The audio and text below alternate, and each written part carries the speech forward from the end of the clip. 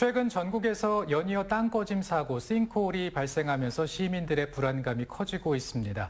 원인은 무엇인지, 또 미리 알 수 있는 방법은 없는지, 그리고 예방책은 무엇인지 오늘 자세히 좀 살펴보겠습니다. 원광대학교 소방행정학과 조성 교수 나와 있습니다. 어서 오십시오.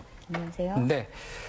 먼저 최근에 발생한 사고 소식부터 좀 살펴보겠습니다. 3월 24일이었습니다. 서울 명일동에서 싱크홀이 발생했습니다. 안타깝게도 사망 사고로 이어졌죠. 네, 말씀하신 지난달 24일 오후 6시 30분경인데요. 강동구의 한 초등학교 사거리에서 대형 싱크홀 사고가 발생을 했습니다. 이 사고로 그 오토바이 운전자 한 명이 사망을 하고 차량 한 대가 파손이 되는 피해가 발생을 했는데요.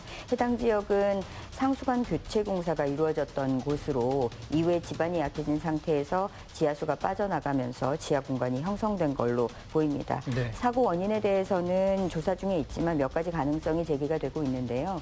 사고 직후에 이 상수도관으로 보이는 파이프에서 대량의 물이 다량으로 분출이 된 것으로 미루어봐서 아마 지하 상수도관의 누수나 파손이 집안 약화를 일으켰을 것으로 좀 추정을 하고 있고요. 네. 사고 지점 인근에 이제 서울지하철 9호선 공사가 진행이 되고 있었어요. 그래서 이 공사도 영향을 미쳤을 가능성이 있다 이렇게 추정을 하고 있습니다.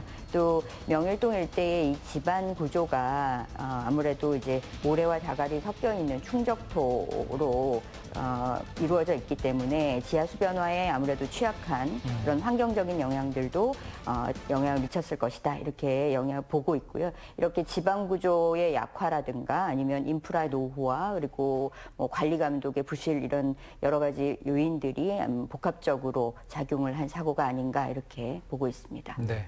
이 사고로 이제 서울에는 싱크홀 위험 지도가 또 생기기도 하고 최근에는 부산에서도 발생하고 전국적으로 공포감이 좀 확산되고 있다라고 얘기를 들었습니다. 그런데 이 싱크홀 같은 경우는 또 자연적으로 일어날 수 있는 일이라면서요. 네, 그렇습니다. 자연적으로 일어나는 것들은 아무래도 이제 뭐 그 집안 구조라든가 이런 것들이 석회암질로 이루어져 있다라고 하면 사실은 이게 물에 잘 녹는 이제 구조이기 때문에 장기간의 침식이 일어난다면은 자연적으로도 발생할 수 있다라고 보는데 이렇게 도심에서 발생하고 있는 우리나라 요즘에 발견되고 있는 이런 경향들의 경우에는 아마도 인위적인 영향이 더 크다라고 봅니다. 그래서 지하 시설물의 노후화라든가 이제 부실 시공이라든지 이제 공사 중에 이렇게 집안이 약화되는 여러 요인들이 이제 작용을 해서 자연 현상보다는 이제 관리의 영역으로 좀 보는 경향이 있습니다. 네, 이런 이유 때문에 싱크홀을 자연재해가 아닌 복합적인 인재로 보는 게 아닌가 싶거든요. 어떻습니까? 네, 그렇습니다. 예를 들어서 이렇게 뭐 하수관이 노후됐다라고 한다면은 아무래도 물이 새 나오면서 주변에 이렇게 그 집안이 약해지게 되고 또 이 장기적으로는 빈 공간이 생기기 때문에 결국은 이제 이게 붕괴로까지 이어지게 되는 것이거든요. 사전에 어떤 정기적인 점검이라든지 이제 유지보수 예방 차원의 어떤 유지보수가 이루어지지 않는다면은 사실 발생을 막을 수 없다라는 측면에서 인재로 보는 것이 바람직하겠습니다. 네. 저 같은 경우는 이제 길을 가다가 보면은 조금 막 위험해 보이는 곳이 보이기도 하거든요. 뭐 균열이 생기거나 아니면 물이 계속 샌다던가 이런 증상이 있으면은 땅이 꺼질 수도 있다라는 얘기인가요? 네, 이렇게 실제 땅이 꺼진다라는 것이 이제 눈으로 확인할 수 있는 징후들도 꽤 많이 있습니다. 이렇게 첫 번째로는 이제 도로나 보도 같은 경우에 금이 생기는 균열이 이제 원인이 생길 때인데요. 평소에 이렇게 차량 다니시는 길에 갈라진 틈이 생겼다라고 한다면 좀 유심히 보실 필요가 있습니다. 특히 이제 금이 점점 넓어진다든지 길어진다든지 하게 되면 집안이 서서히 내려앉고 있는 징후로 볼 수가 있고요. 두 번째로는 이제 맨홀 주변 같은 곳 살펴보실 수 있는데 한쪽으로 기울었다든가 혹은 주변이 살짝 가라앉은 느낌이 있다든지 한다면 매우 위험징후로 보고 있습니다. 이거는 초기에 이게 지하 공간이 생기고 있는 것들을 볼 수가 있고 네네. 평소에 이제 물이 없던 곳인데 물이 고여 있다든지 물이 스며 나온다든지 하는 현상이 일어나는 경우도 있습니다. 이렇게 비가 오지 않았는데도 도로나 골목에 물이 있는 곳이 있다면 좀 주의 깊게 보실 필요가 있어요. 여기 하수관이 터졌다거나 지하수가 올라오고 있는 상황일 수가 있습니다. 이런 경우에는 주변에 이게 집안이 약해지고 있다는 경고 신호로 인식을 해야 되고요. 네. 이 밖에도 도로와 인접해 있는 뭐 담이라든지 건물 외벽 좀 보실 수가 있는데 마찬가지로 금이 생기거나 아니면 기울어지는 현상들이 느껴진다면 해당 구간에 집안 변화가 생길 가능성이 높습니다. 네. 그 주차된 차량들 살펴보실 때 혹은 이제 한쪽으로 평상시에 그렇지 않았는데 한쪽으로 기운다든가 바닥이 좀 물렁하게 느껴진다든가 하는 느낌이 드신다면 좀 즉시 확인이 좀 필요하겠습니다. 네, 싱크홀의 위험 징후에 대해서 말씀을 해주셨고, 그런데 이제 이 서울 같은 경우에는 말씀해주신 것처럼 지도가 만들어지기도 하고 또 실시간으로 확인할 수 있는 시스템이 있는데 우리 충북의 경우는 어떤지 궁금한데요. 일단은 시설 점검에 들어갔다면서요? 네. 네. 그 충청북도가 다음 달 16일까지 주요 도로의 지하시설물을 점검할 계획을 가지고 있는데요. 점검 대상이 되는 것은 국도와 지방도, 시군도에 설치되어 있는 상하수도관 지하시설물에 대한 내용입니다.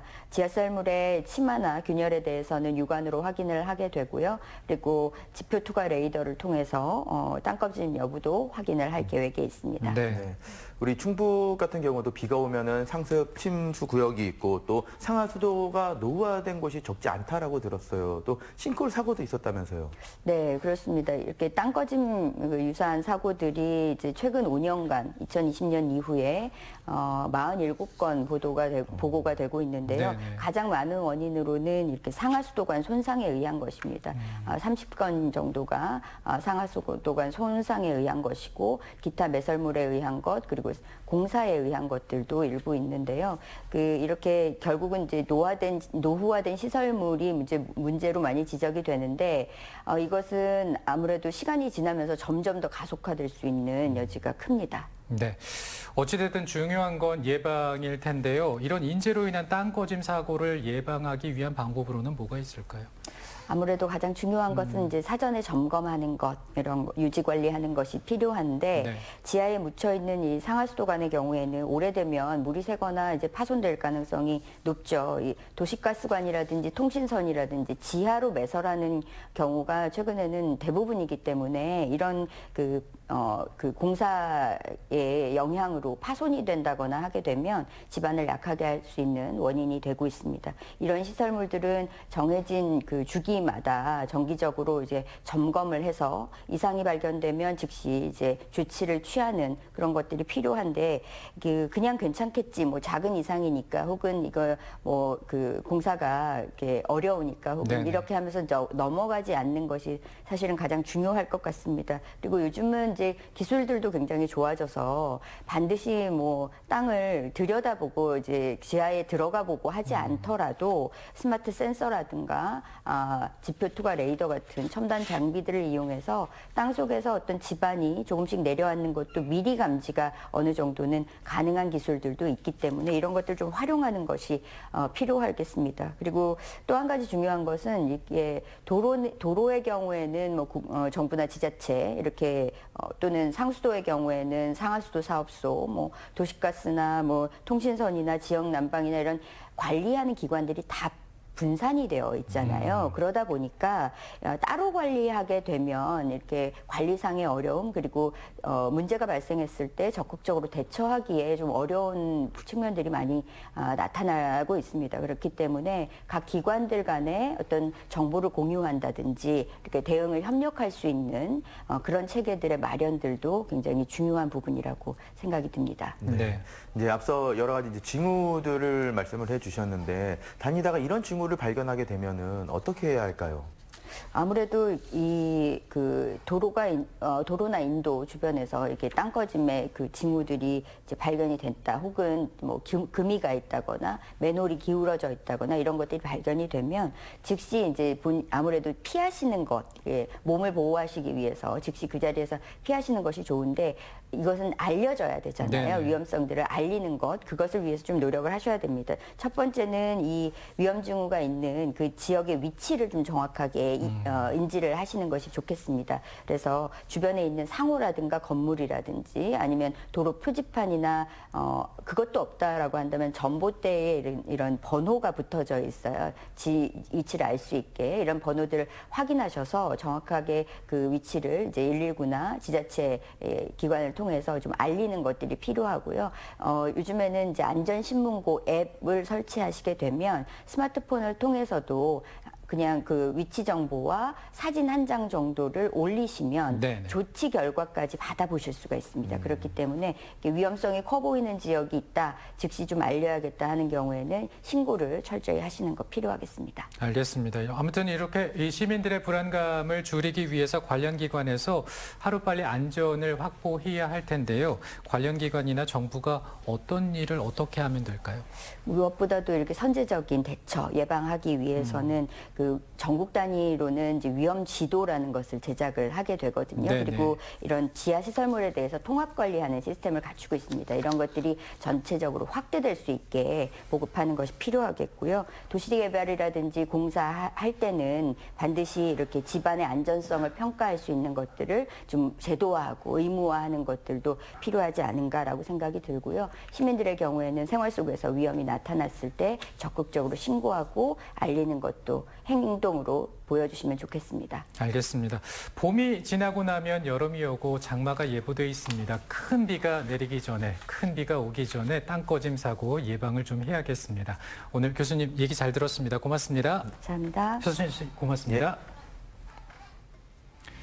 오늘은 법의 날입니다. 공정한 법치, 이 정의로운 대한민국을 위해서 법의 중요성, 그 가치를 생각해보는 시간 가져보시면 좋겠습니다.